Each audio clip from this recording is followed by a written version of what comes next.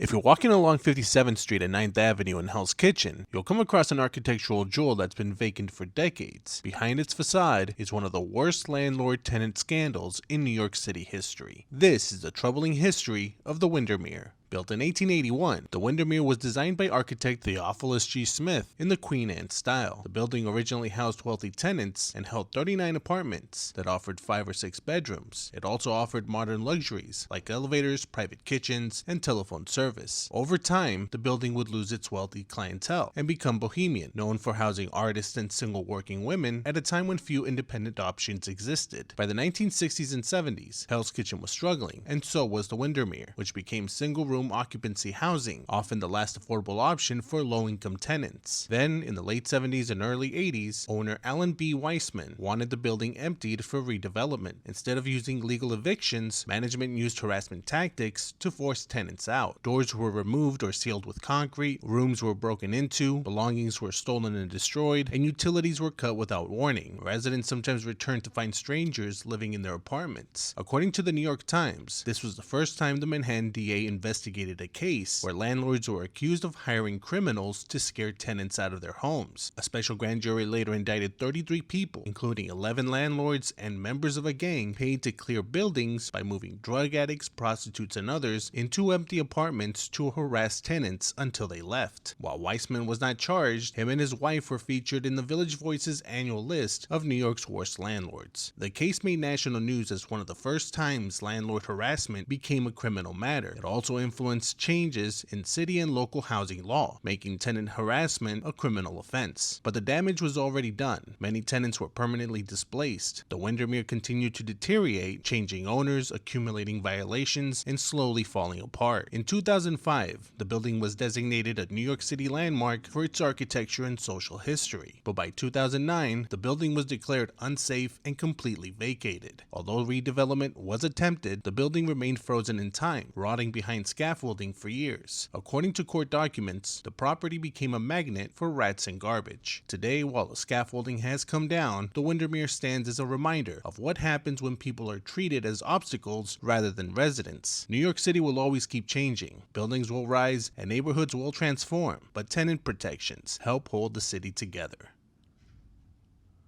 So that's kind of interesting.